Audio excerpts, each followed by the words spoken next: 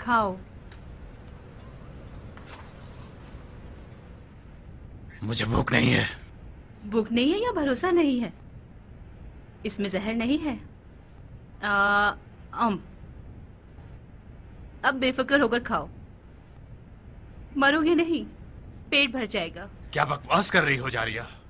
मुझ में तुम्हारी बकवास सुनने का हौसला नहीं है। जाओ यहाँ से, मुझे अकेला छोड़ दो। यहाँ मैं अकेला छोड़ दूं ताकि मंसूबे बनाओ और हमारा घर उजाड़ दो? हम पहले ही उजड़ चुके हैं। तुम अंधी हो जो सब नहीं देखती। मैं अंधी हूँ, बहरी हूँ, पागल हूँ। तुम्हारे तो होशोवास बहाल है ना, तुम ही मुझे समझा दो। मैं अपने घर में कैद होकर रह गया हूँ पगली। मैं गुसल खाने भी जाऊं तो उसकी खबर मुख्तार को होती है। ये कोई छोटा अजाब है? इस घर से बेहतर तो कब्र होगी।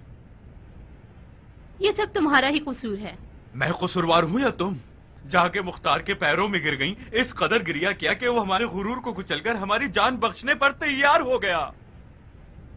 अच्छा, मतलब तुम्हारी इस बिगड़ी हुई तबीयत और टेढ़े तेवर का राज वो अमाननामा है जो मुख्तार ने हमें दिया था। हाय, मैं मर जाऊं तुम्हारे पामाल शुदा गुरूर पर। जब एक मर्द का गुरूर पामाल हो जाता है तो उसकी गैरत रोने लगती है। मैं समझ सकती हूँ। याद है जिस दिन कूफे की औरतों ने तुम्हें पत्थर मारे थे? मैंने तुमसे कितनी इल्तमास की थी कि उमर चलो कूफा छोड़ देते हैं। अगर तुम्हारी गैरत रो रही होती तो तुम उसी दिन कूफे को 3 तलाक दे देते। तो तुम अच्छी तरह समझती हो उस मर्द के दुख को, गुरूर जिसका पामाल हो गया हो।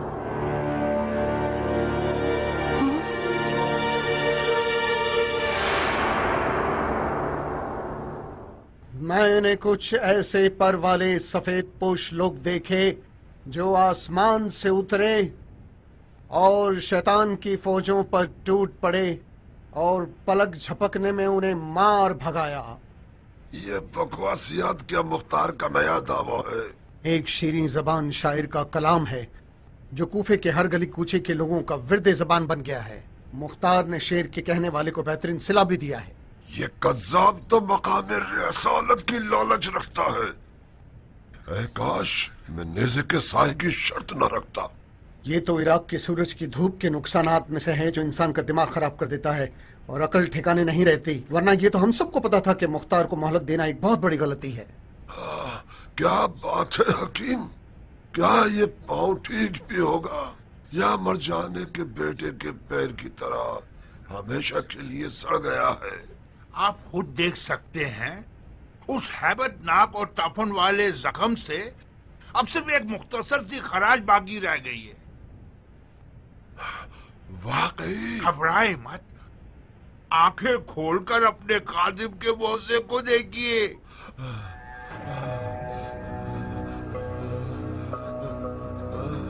शाबाश हकीम, वाकई तुम मसीहा हो मेरे। अपने मुंह मियां मिट्ठू का मुहावरा न लग जाए, वरना ये जहरीला जख्म सिवाय मौत के हरगिज ठीक ना होता। नाचिस की जादुई दवाओं ने इस जख्म को ठीक कर दिया है। यानी क्या क्या मैं फिर से आसा के सहारे के बगैर चल सकता हूँ? आपका पाँव उस दिन से भी ज्यादा अच्छा है जिस दिन आप पैदा हुए थे। आज के बाद उछल उछल कर टिड्डे की तरह चल सकते हैं।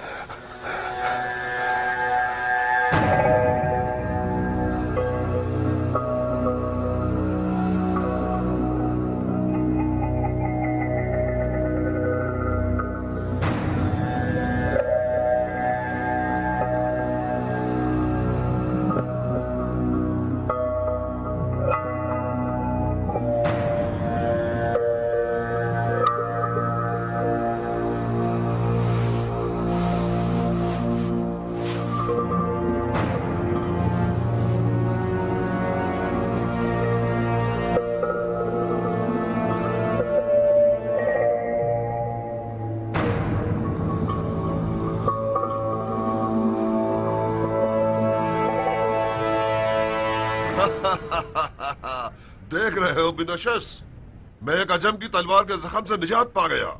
खुदा का लाखों करोड़ों शुक्र है।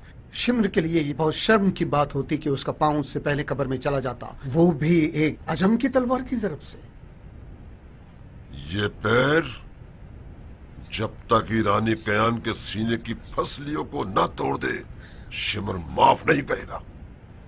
ईरानी कियान से इंतकाम लेने के लिए अभी काफी वक्त पड़ा है। शिमर, तुम्हारे पांव के जख्म ने हम सबको परेशान कर रखा था। अब जबकि हम इसके शर से निजात पा चुके हैं तो अब वक्त ज़ाय नहीं करना चाहिए। मुख्तार के जासूस लम्हा ब लम्हा हमारे करीब आते जा रहे हैं। मैं तैयार हूं। तमाम साथियों को बाखबर कर दूं। आज ही रात हम कूफा से चले जाएंगे। मेरे पास मुख्तार की तरह पर वाले कासिद नहीं है जो फौरन पैगाम पहुंचा दें। आज रात तो नहीं जनाब शिमर, कम से कम एक दिन का वक्त मुझे दरकार है कि तमाम साथियों को मुत्तला कर सकूं। मगर बहुत तेजी से काम लेना। तुम जानते हो कि मुख्तार एक जबरदस्त शिकारी है। बहुत खूब जनाब हकीम, वादा पूरा करूं? यह कबूल कीजिए। आपका ये एहसान किस हवाले से है? आपके इलाज का आखिरी हक ज़हमत है।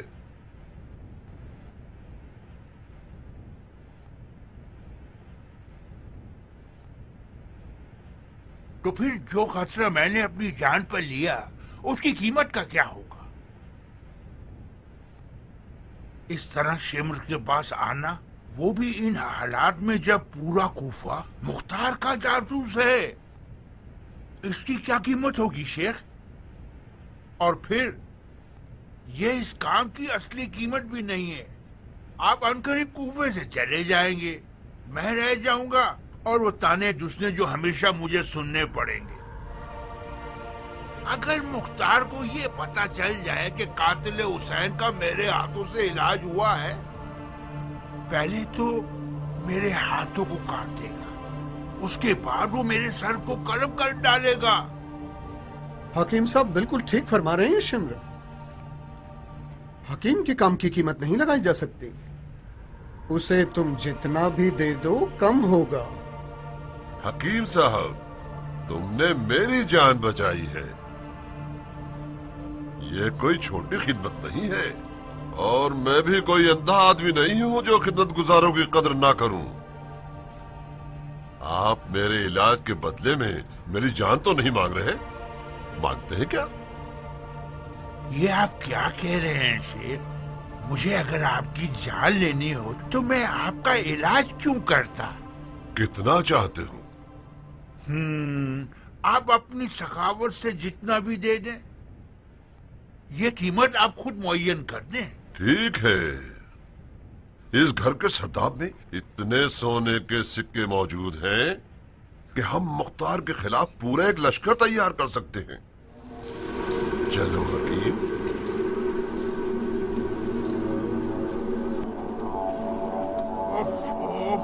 कैसी ताउकुन ज़्यादा बदबू आ रही है। हो सकता है उन मरे हुए चूहों की बदबू हो जो जाल में फंस गए हो। ये सरदाब सोना चुराने वाले चूहों से भरा हुआ है। ये लो हकीम, ये रहा ढोल, और ये वो खजाना जिसका मैंने वादा किया था।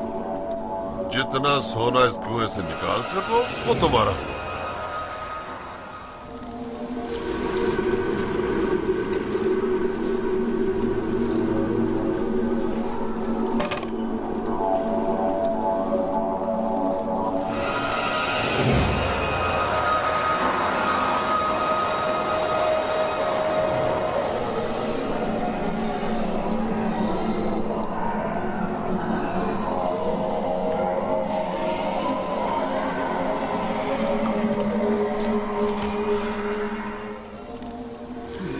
मकबरा है फिरौनों का। उन फिरौनों का मकबरा है जो सोने की बू सूंघ कर बदल जाते हैं और अपनी बात पर साबित कदम नहीं रहते। वही सोने की सिक्कों की थैली काफी है मेरे लिए जनाब। मुझे डर लग रहा है, मैं चलता हूँ। कहाँ चले तबीब साहब? तुम पैसों की लालच रखते थे, मर्द बनो, अपनी बात पर कायम रहो ना। मुझे कुछ नहीं चाहिए जनाब शिम्र। मैं इस रकम को भी वापस देने को तैयार हूँ जो आपने मेरी मेहनत के मुझे दिए थे। ये रकम तुम्हारी मीरास खाने वालों के लिए है हकीम। शिम्र यतीमों का माल नहीं खाता। मैंने आपकी जान बचाई है जनाब शिम्र। क्या ये इंसाफ है कि मुझे मार डालो? खुदा की कसम इंसाफ नहीं है, बेगैरती और जुल्म है। फिर मुझे इजाजत दीजिए कि मैं यहाँ से वापस जाऊँ। अपना जुर्म तो सुन लो इब्ने अशस, तुम्हारा इल्म कानून से काफी ताल्लुक है। जुर्म हकीम बताओ ताकि वो जान ले कि शिम्र एक इंसाफ पसंद शख्स है। हकीम ने अपने गुमान में ये सोच लिया था कि शिम्र एक मीठा आदमी है, लिहाजा खामोश रहने और इलाज करने के बदले इससे बड़ा मुतालबा किया जा सकता है। जब इसे अच्छी तरह से निचोड़ लेगा तो बकाया हिस्सा एक बड़ी कीमत के बदले मुख्तार के हवाले कर देगा। जल्दी करो शिम्र, वक्त कम है और तबीब को भी बहुत देर हो रही है। मैंने सुना था कि तबीब हजरात मुर्दे और मौत को देखने से नहीं डरते। डरो मत तबीब, डरो मत, ज्यादा देर नहीं लगेगी।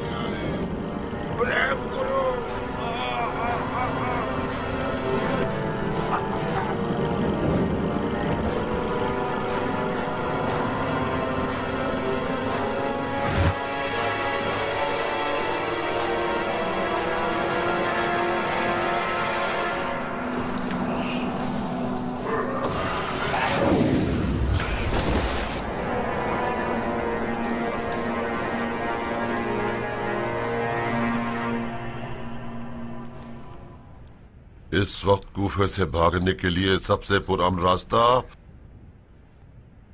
असली दरवाजा है। असली दरवाजा? ये नामुमकिन है शिम्र। सिवाय शर्तों के चारों तरफ ऐसे जासूस हैं जो आम लोगों के लिबास में हैं और कड़ी नजर रखते हैं। हम कच्चे रास्ते से क्यों ना जाएं?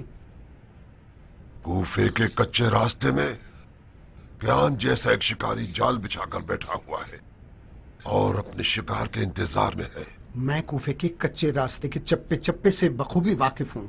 मुझे एक ऐसा रास्ता पता है जो किसी के वहम गुमान में भी ना होगा। मुख्तार के आदमी भी इसी भरोसे में हैं। वो समझते हैं कि हम खुफिया रास्तों से भागेंगे।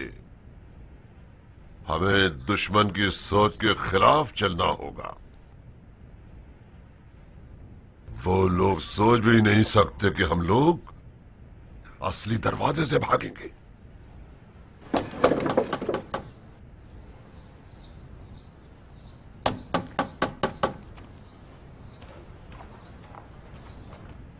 कौन है? मलकुल मौत। मैं तुम्हारे बड़े से सर को पका के अमीर मुख्तार के आगे पेश करूंगा। क्या ये तुम हो सन्नान? खोलो दरवाजा, बेवकूफ मैं ही हूँ।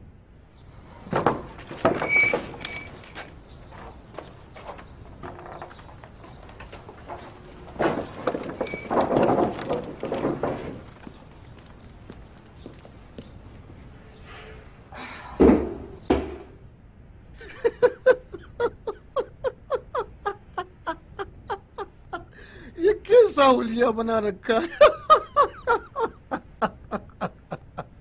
हम तुम्हारी तरह नहीं है कि अपना पैदाइशी हुलिया भुला दें। ये हुलिया बनाया इसलिए कि अपनी असली हालत पे आ जाएं। जब तुम लोग आ रहे थे तो किसी ने तुम्हारा पीछा तो नहीं किया? इस हुलिये से किसी का कोई सरोकार नहीं है शिम्र। शर्त लगा सकता हूँ मुख्तार भी हमें देख लेता तो ना पहचानता। इन्हीं खुशफहमियों से हमने अपने आप को धोखा दिया और आज ये दिन देखना पड़ रहा है हमें। मुख्तार से कुछ बाद नहीं कि उसने तुम लोगों के शिकार पर अबाबील को मुकर्रर कर दिया हो। ये तुम शक के लहजे में क्यों बात कर रहे हो गधे कहीं के? न किसी ने दो काले देगों को, काले चेहरों को देख कर शक किया और न ही किसी ने हमारा पीछा किया। असल मौजू की तरफ आओ, हम कब जा रहे हैं? सुबह की अजान के साथ उन रेवड़ों के साथ साथ जो घास चरने के लिए कूफा से बाहर निकलते हैं। बे!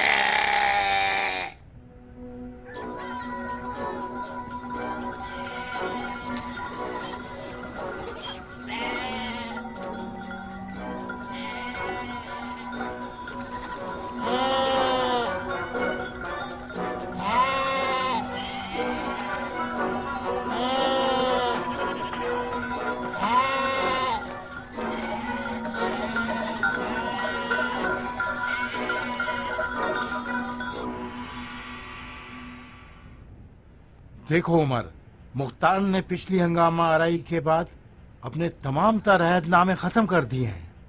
छोटे और बड़े किसी पर रहम नहीं करता। इससे पहले कि देर हो जाए कुछ अपनी फिक्र करो। मैं उसके खिलाफ हंगामा आराई में शरीक ही नहीं था।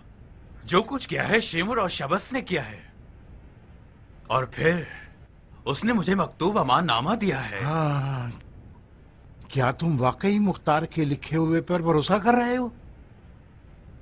तुमसे ये बईद है उमर। तार उस नामे के जरिए अपने सबसे बड़े दुश्मन में से एक को मैदान से दूर करना चाहता था, जो उसने कर लिया। बिला तकल्लुफ एक बात कहूं उमर, तुम अपनी बीवी के धोखे में आ गए हो।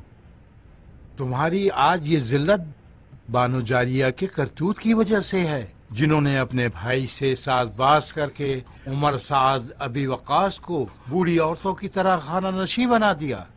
अगर तुम मैदान में उतर आते तो मुख्तार का क़याम हरगिज कामयाब ना हो पाता। मुख्तार से बईद नहीं कि उसने किराए पर तुम्हें मेरे पास भेजा ताकि मुझे वसवसे करके शर्त तुड़वा दे। मैं क्या बेवकूफ हूं? मैं बाजी मुख्तार के हाथ में हरगिज नहीं दूंगा।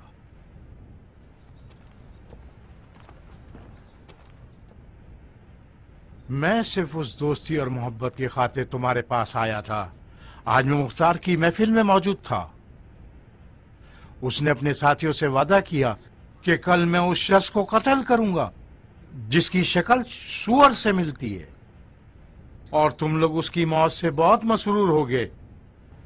उसने तुम्हारी निशानियां बताई हैं उमर, खुद ही समझो।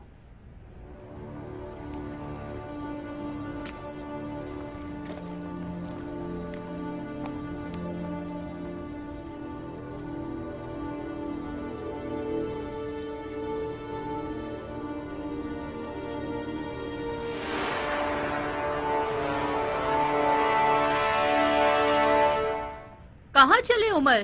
कब्रिस्तान। मैं तुम्हारी शक्ल देख देख कर थक गया हूँ जारिया। तुम्हारी तबीयत तो ठीक है उमर, अपने दोस्तों के धोखे में मत आओ। वो लोग तुम्हें जोश दिला रहे हैं ताकि तुम मुख्तार से लड़ पड़ो। अगर मुख्तार में मुझसे लड़ने की हिम्मत होती तो इतने साल सब्र नहीं करता और मौके की ताक में ना रहता।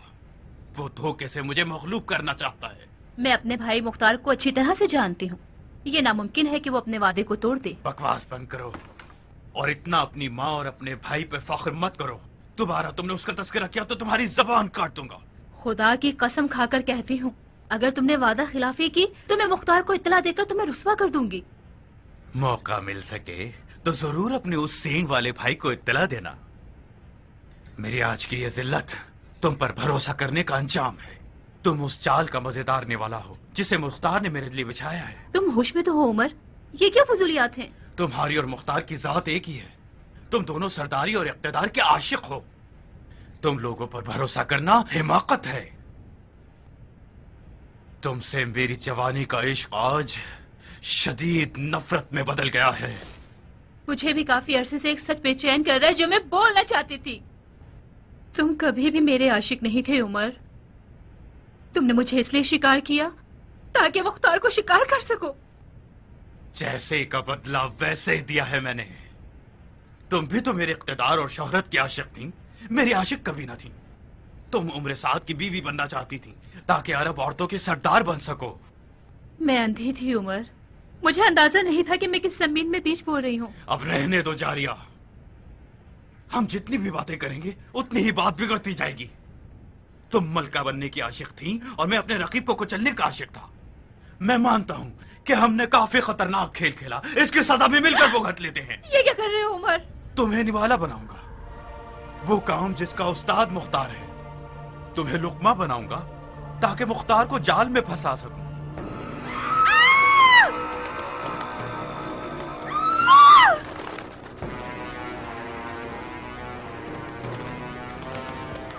बच्चे!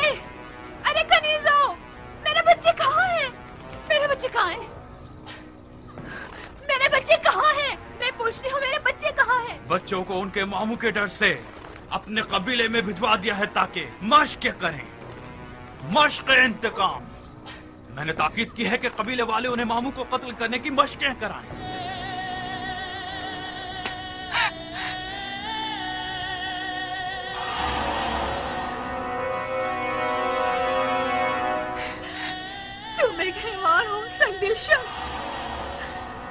एक सरदार के लिए हमेशा जीत ही सब कुछ होती है चारिया।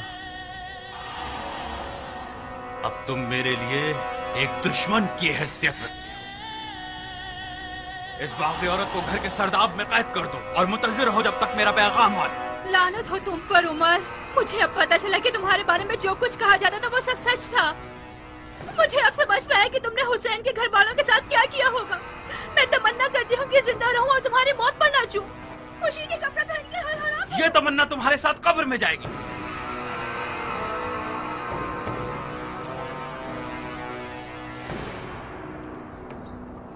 तुम्हारी माँ तुम्हारे पागल मामू को फांसने के लिए बेहतरीन लुक्मा है। उसने हमारे घर के राज मुख्तार को पहुंचा दिए। उसने हमारे साथ खयानत की है। इसे कैद करना मजबूरी है। जिस दिन ये हमारे मुआसरे को तोड़कर मुख्तार के घर गई थी, आपको उसी दिन इसके हाथ पैर तोड़कर मार देना चाहिए था बाबा।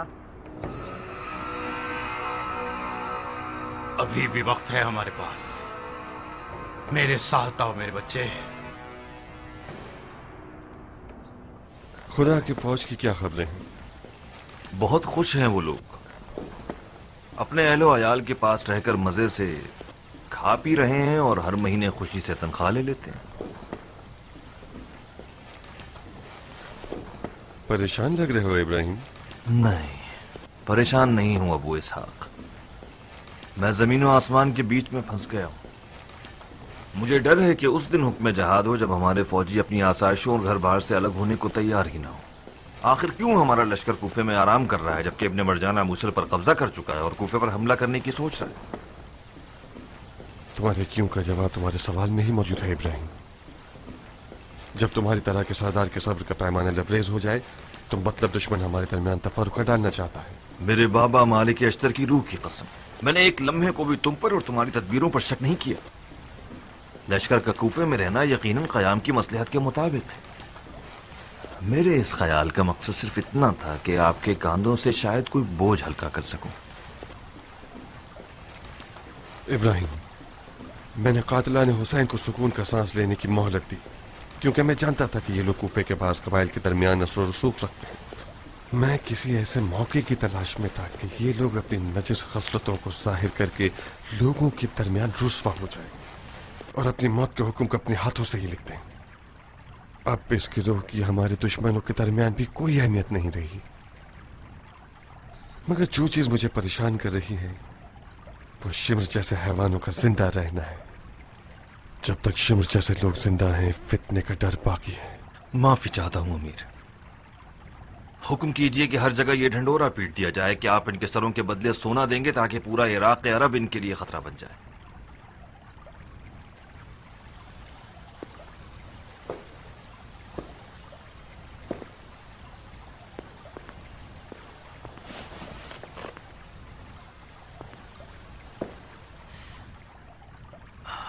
अगर अमीर को बुरा न लगे और बेजा दखलंदाजी ना कहलाए तो मैं भरपूर तरीके से मैदान में आकर फितने की जड़ें काटने को तैयार हूं। नहीं इब्राहिम, बेहतर यह होगा कि तुम सबसे बड़े फितने की तरफ जाओ। खुदा गवाह है कि मैं सबसे ज्यादा मरजाना की बेटे से लड़ने की तमन्ना रखता हूं, मगर क्या करूं कि इस वक्त हुकूमत में जकड़ा हुआ हूं और मुझे यहीं रुककर हुकूमती मामला देखने होंगे। ये लो, ये इब्ने मरजाना से जहाद का हुक्म है।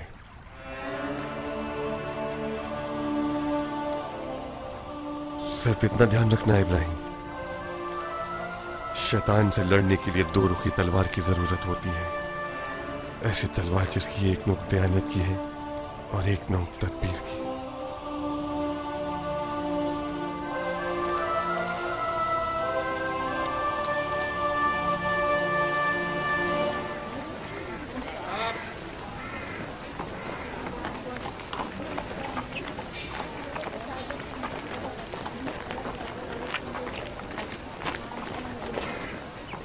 ले जाओ इसे। मेरा गधा, मेरा गधा, मेरा गधा। चलो। मेरे गधे को मारना मत। चलो। मेरे गधे को खाना मत। तुम्हें और तुम्हारे गधे को एक साथ तो नहीं ले जा सकते। इसके गधे का ख्याल रखो जब तक फैसला ना हो जाए। चलो।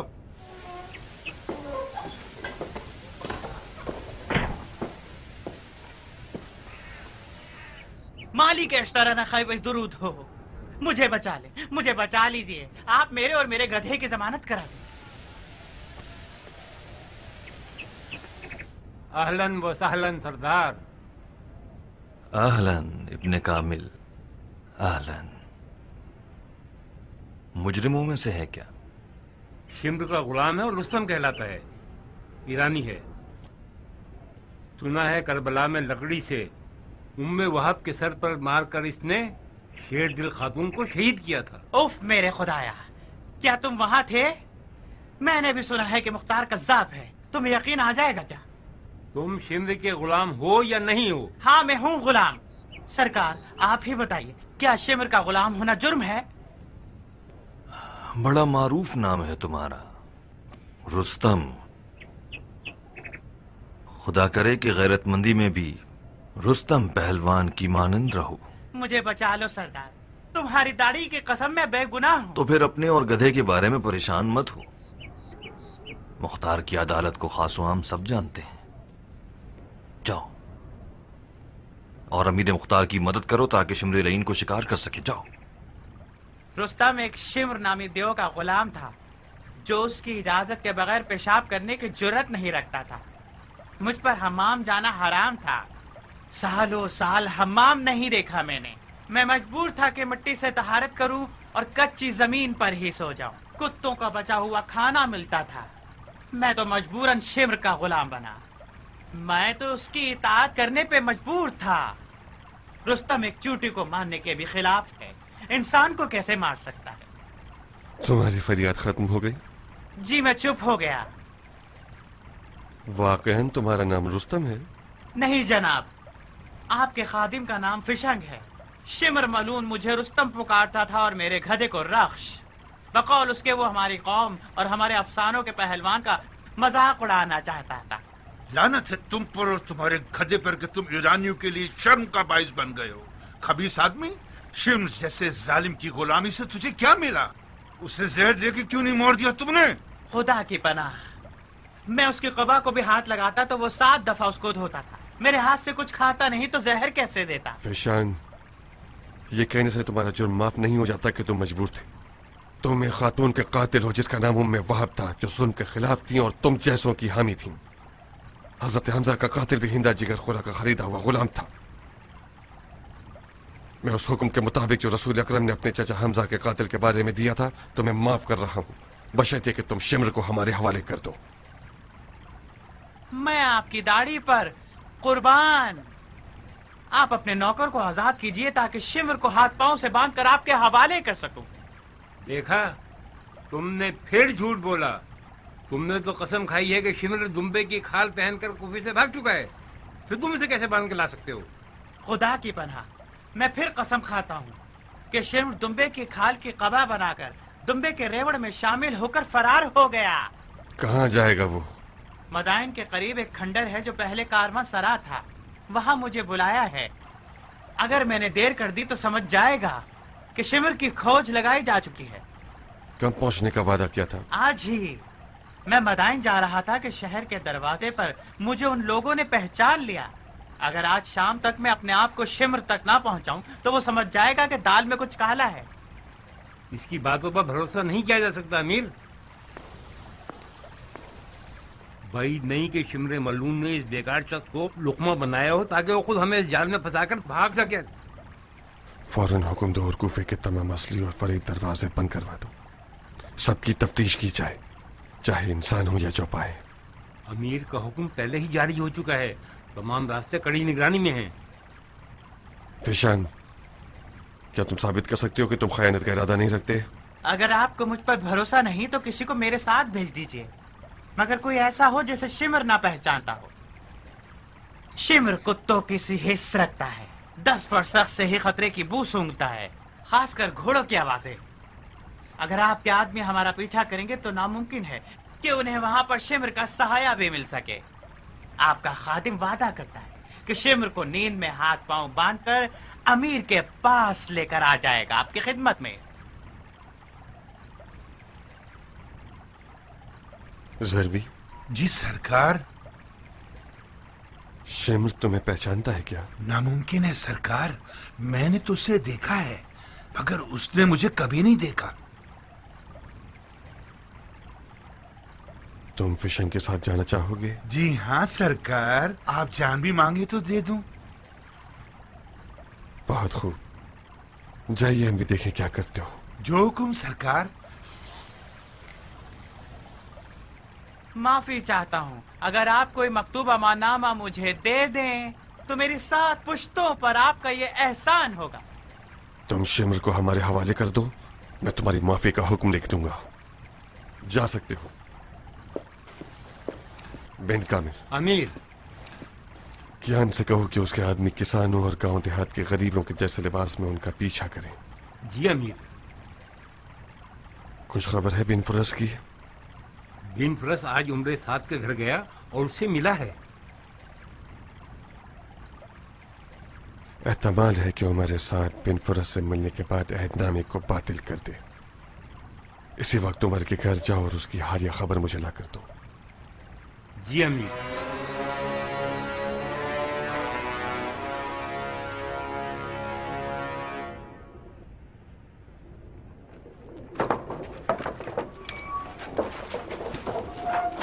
तुम्हारा मालिक कहाँ है? मेरा मालिक घर पे नहीं है सरदार। कहाँ गया है वो? अपने खानदान वालों से मिलने गए। ताज्जुब है, लगता है घर में बैठे रहने से उम्र साथ दिख गया है और हवा खाने गया है।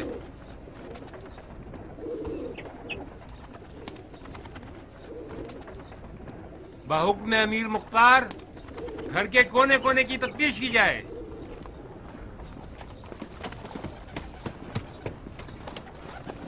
रहम कीजिए सरदार, अगर मालिक को इन सब बातों का पता चल गया तो वो हम सबको जिंदा दफना देगा। घर की मालकन कहाँ है औरत? सब गए हुए हैं, मालिक, मालकन, बच्चे। ये घर शुल्कों की कड़ी निगरानी में है। जो भी इस घर में आता जाता है उन सब की तफसील मुझे पता है। तुम्हारा मालिक कैसे गया है कि किसी ने उसको नहीं देखा? खुदा की कसम हम बेकसूर हैं। क्या इस घर का कोई खुफिया रास्ता भी है? इस दरवाजे के अलावा पीछे का एक रास्ता है। सरदार, कोई भी घर में नहीं है। ये लोग सच कह रहे हैं सरदार, उमर भाग निकला है। मान गया तदबीर अमीर मुख्तार को। कैसे उस चूहे को उसके सुराख से बाहर निकाला है।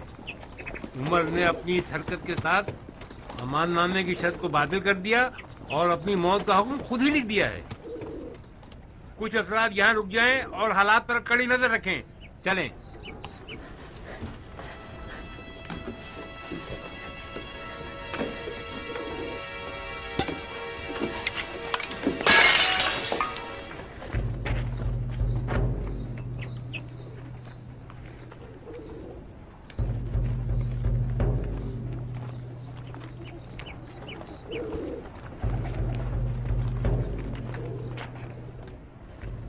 ये कैसी आवाज थी?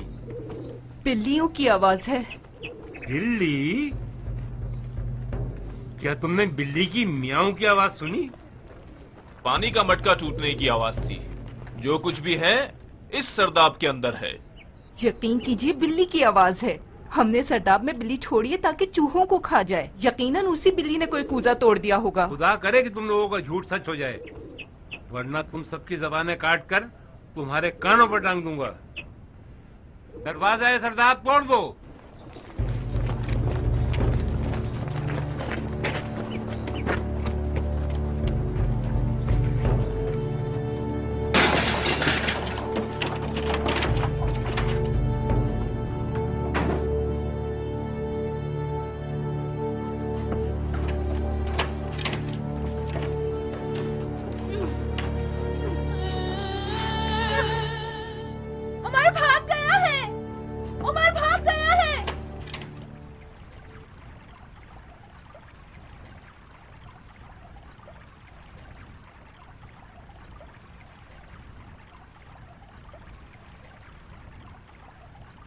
सर उठाओ बहन।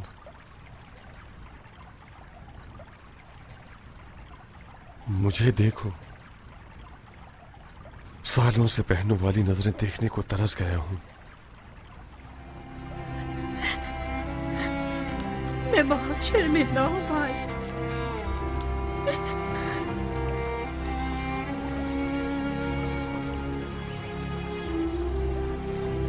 समझ रहा था कि मेरे साथ मेरी बहन को मारकर मुझे रुलाएगा। ये जो तुम जिंदा रह गई हो यही काफी है। मैं सालों तक एक झूठे इश्क की हवस की आग में असीर रही हूँ। मैं अंधी थी, ये न समझ सकी कि शैतान से रिश्ता जोड़ लिया। मैं ये न समझ सकी कि शैतान के बच्चे को अपने पेट में पाल रही हूँ। मेरा बच्चा, मेरा टुकड़ा, जो बच्चा मेरे खून और दूध से परवान चढ़ा है, आज वो अपने बाप के साथ मिल गया है कि अपनी माँ को मार दे। लानत हो तुम्हारी गली तकदीर पर जारिया, लानत हो।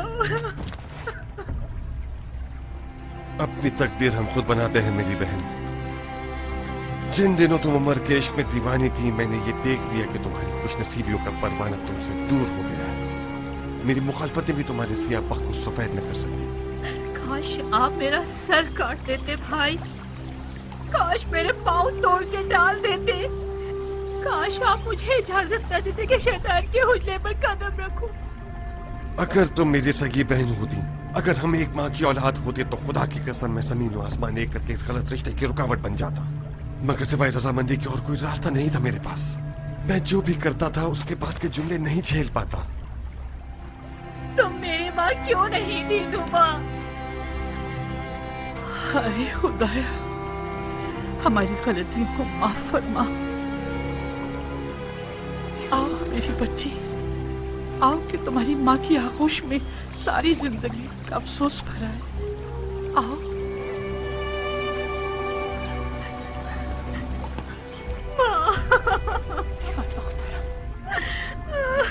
मुझे नहीं पता, शायद मैं ही कसूरवार हूँ कि मैंने हमेशा अपनी सौकन की बच्ची की नजर से तुम्हें देखा। जब तुम लोगों के बाप का इंतकाल हुआ तो तुम्हारी माँ के पेट में तुम थी। तुम्हारे पैदा होते ही तुम्हारी माँ दुनिया से गुजर गई। मैं ताइफ में थी और तुम दोनों मदाइन में। जब मैंने सुना कि तुम्हारे शेरदिल भाई मुख्तार ने तुम्हारी कफालत कबूल कर ली है तो मैंने सुकून का सांस लिया। मगर मुझे जान लेना चाहिए था कि मुख्तार एक मर्द है, वो तुम्हारे लिए माँ नहीं बन सकता। अरे अरे, देख रही हो उमरा, ऐसे बात कर रही हैं जैसे मैं ही कसूरवार हूँ। अपना दिल मैला मत करो नारिया, तुम माँ अपने आप को मलामत कर रही हैं। तुमसे क्या वास्ता? अभी देखना, सारे का सारा जुर्म मुझ बदनसीब के सर पर डाल देंगे। हाय खुदाया, तू तो जानता है ना, तूने देखा कि मैंने इस लड़की के हक में ममता दिखाई है। जिन दिनों उमर के इश्क में इसकी जान खेल उठी थी और गश खाकर गिर जाती थी, वो भूल गई है। अम्मा। हाँ मेरे लाल। सालों पहले दुश्मन ने गैर खंजर से हमारे जिस्म के एक टुकड़े को हमसे जुदा कर दिया था। अब जबकि हक हकदार को पहुंच गया और हमारे जिस्म का टुकड़ा एक नापाक सूअर के चुंगल से नजात पा गया है, जाइए और सालों साल की दूरी के जख्म पर मरहम रखिए।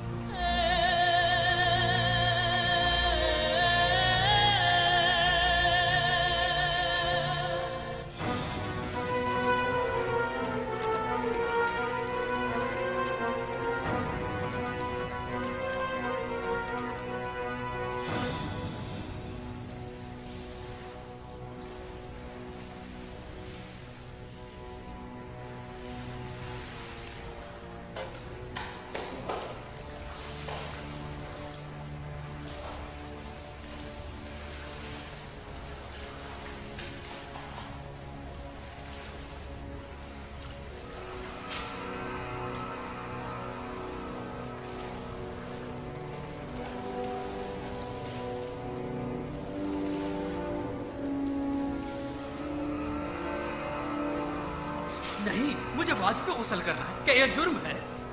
बाबा जान, आप जानते हैं हम क्या कर रहे हैं?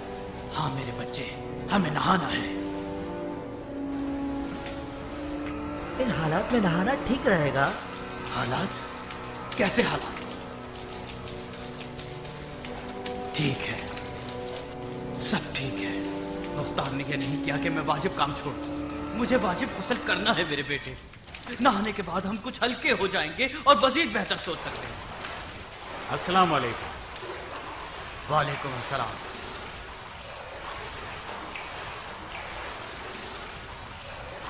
और मजीद बेहतर सोच सकते हैं। अस्सलाम वालेकुम। वालेकुम अस्सलाम।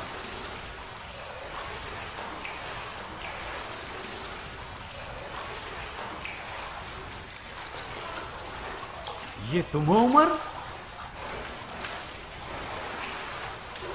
तुम होगे उमर, मैं नहीं। ताज्जुब है, जो अरब अपने मशहूर लोगों को ना पहचाने उसे तो मर जाना चाहिए। तुम और तुम्हारा मरहूम बाप अरबों के फकर का बाइस हो। लानत हो शैतान पर। मेरे भाई, तुम्हें मुझसे क्या वास्ता है? मैंने कहा ना कि मैं उमर नहीं हूं। ताज्जुब है, तो फिर उमर साद जैसे क्यों हो? तुमसे क्या वास्ता? तुमसे क्या वास्ता कि मैं उम्र साद की शबीह क्यों हूं? तुम्हें हक है कि अपना नाम छुपाओ। खुदा उसके और उसके बेटे की मजालिम का बदला उसे जरूर ले। उसने वो काम किया है कि अरब के इज्जतदार लोग उसके खानदान से भी मेल मिलाप रखने से कतराने लगे। बहुत अफसोस होता है इस बात पर कि एक अरब का इज्जतदार आदमी अपने गुलाम को अपनी सवारी पर घुमा रहा था ताकि वो खामोश रहे, किसी को कुछ ना बताए और उसके छुपने की जगह का बांडा ना खोल दे। तुम्हें यकीन आता है उमर? ओ ठीक आदमी, मैं उमर नहीं हूँ। आखिर ये बात तुम्हारे दिमाग में क्यों नहीं बैठ रही? तुम्हारी जान की कसम मेरा दिमाग तो बात मान लेता है, मगर मेरी आंखों को यकीन नहीं आ रहा। मुझे खुशी है कि तुम मुख्तार की चुंगल से निकल गए हो। मैं भागा हूँ? मैं क्यों भागा हूँ? चलो बाबा। ये जगह कूफे की हदूद में नहीं है। तमाम कूफे वाले जानते हैं कि उमर साद इब्न अबी वक्कास मुख्तार के अमान नामे के तहत कूफे से नहीं निकल सकता, और आप उमर के उस हम्माम में हैं जो कूफे से बाहर है। उमर का हम्माम? कौन से उमर का? आपका दिमाग तो खराब नहीं हो गया भाई साहब? आपको हमसे क्या वास्ता जो इतना तंग कर रहे हैं? चलो बाबा, चलो। ये शख्स किसी दौर में बहुत ऊंचा उड़ा करता था। खुदा की कुदरत देखो क्या हाल हो गया है इसका। खुदा की लाठी भी शख्स किसी दौर में बहुत ऊंचा उड़ा करता था। खुदा की कुदरत देखो क्या हाल हो गया है इसका। खुदा की लाठी भी आवाज होती है भाई, ये जिंदा सबूत है। ये कौन से नहाने का वक्त था बाबा? देखा ना, उन्होंने आपको पहचान लिया। जल्दी करें, हमारे पास वक्त नहीं है। कहाँ जाए दरबदर कहेंगे? कहाँ जाए कमबख्त? अबू उमरा के आदमी और जासूस चारों तरफ फैले हैं। हाय क्या गफलत हो गई। यकीनन वो मनहूस बिन खुरस भी मुख्तार का जासूस होगा। हमें धोखा दिया था कि हम शर्त तोड़। मुझे घर जाकर तुम्हारी माँ की दिलजोई करनी होगी। अब वो सब कुछ हो चुका है जिसे नहीं होना चाहिए था। मुख्तार किसी एक बहाने की तलाश में था जो उससे मिल गया। अब हम जाएं या ना जाएं, उसने अपना अमान नामा बातिल कर दिया है। अगर जाएं तो उम्मीद है कि अजमी सरदार से बच सके। बात सुनो बेटा, अगर तुम जरा सी चालाकी दिखाओ जैसे कि तुम हो चालाक, एक चाल है जिसके जरिए हम इस परेशानी से बआसानी निकल सकते हैं। मुझे क्या करना होगा? आओ इधर आओ, बताता हूँ।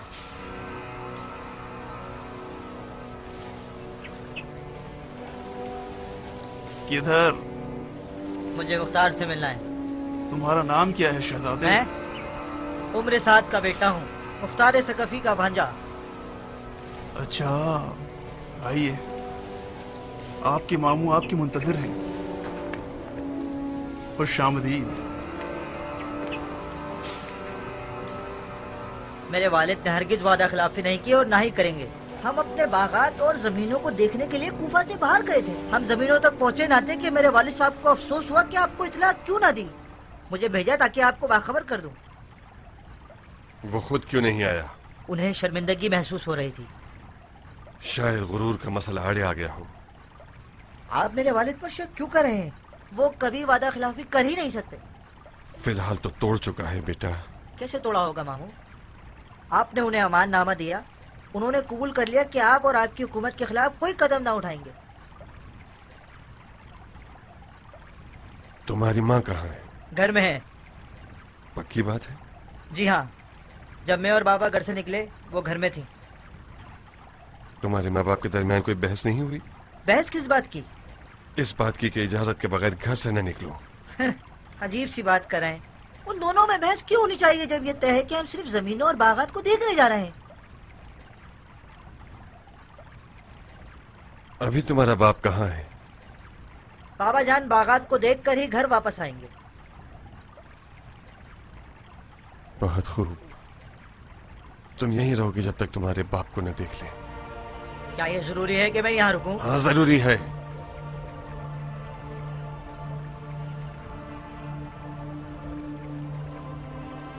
बिन काबिल। अमीर, अभी इसी वक्त मेरे साथ के घर जाके उसे हमारे पास बुला लाओ।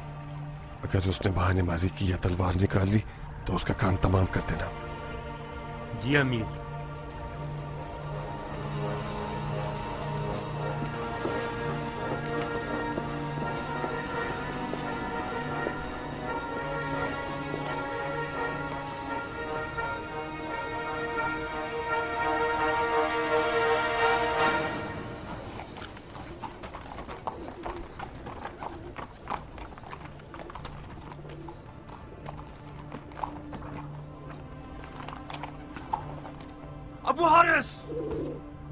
अबू हारिस, कहां मर गई सारी कहानी से? ये सब क्या है?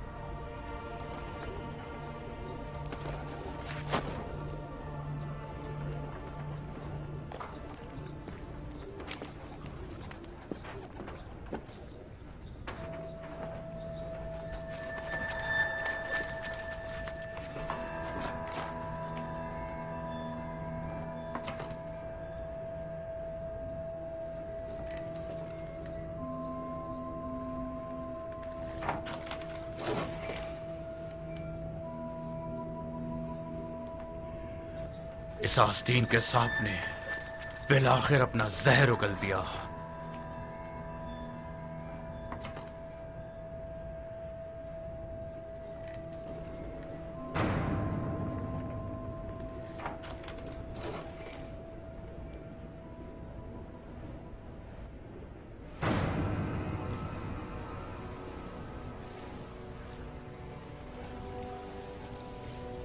उमर, तुम महासरे में हो।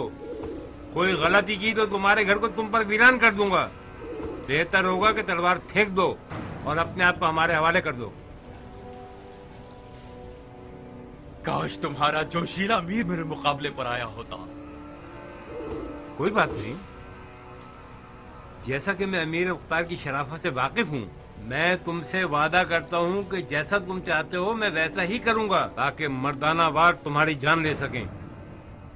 शायद किस्मत तुम्हारा साथ दे दे और तुम मुख्तार की जान ले लो। किस्मत हम खुद बनाते हैं अरब शाकरी। मैंने जिस दिन अपनी तलवार को पहचाना है उस दिन मैं जान गया कि यह खूंखार हथियार मेरी तकदीर बन सकता है। मुख्तार ने भी इसी तलवार के बल पर आज खून के बिस्तर पर टेक लगा रखी है। मैं मुख्तार को अच्छी तरह जानता हूं। वो एक ऐसा दिन देखने की तमन्ना रखता कि मैं उमर इब्ने साद इब्ने अबी वक्कास उसके सामने खाके जिल्लत पर बैठ जाऊं। तुमसे क्या छुपाना, मैं भी एक ऐसा दिन देखने की तमन्ना रखता था जब मुख्तार अफसुर्दा और सर झुकाए हुए मेरे सामने मिट्टी पर गिरा हुआ हो। मुख्तार की तलवार मेरी तलवार से ज्यादा तेज न थी, उसकी चालाकी और मक्कारी ज्यादा तेज थी। मेरी और मुख्तार की बचपन की बाजी अभी तक खत्म नहीं हुई। मैंने अपनी तलवार को सिखा रखा है कि मुख्तार की इस आरज़ू को हसरत में बदल दे।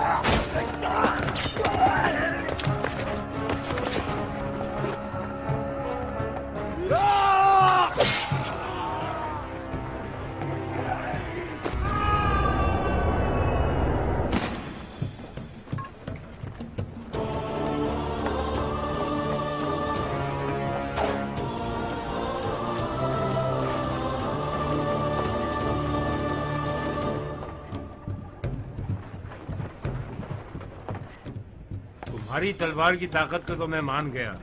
अगर तुम हिमाकत न करते तो तुम्हारी और मुख्तार की जंग देखने वाली होती। तुम जो मुख्तार के हाथों के पले हुए हो, आगे बढ़ो, इन बेचारों का खून क्यों जाया करते हो? कोई बीच में ना आए।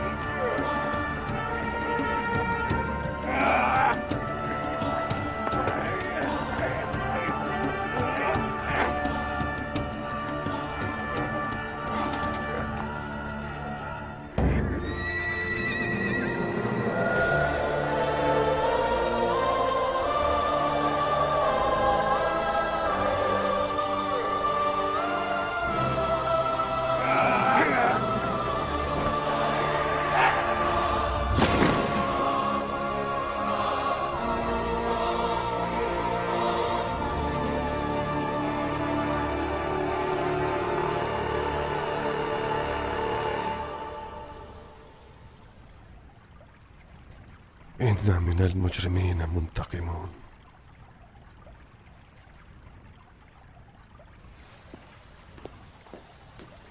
तुम्हारे हाथ कट जाए मुख्तार।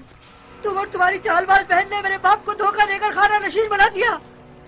अगर वो तुम्हारे झूठे अमाननामे पर भरोसा ना करते और मैदान में उतर आते तो आज तुम्हारा सर इस तश्त में होता।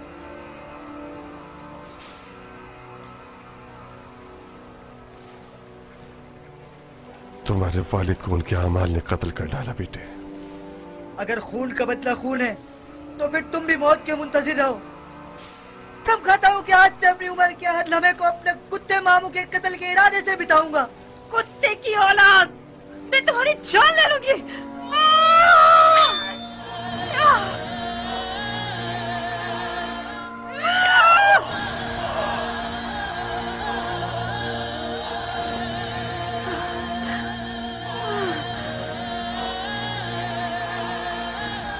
मैंने कसम खाई थी कि तुम दोनों के सुल्ह में खुशी के कपड़े पहनकर हिलहिला करूंगी।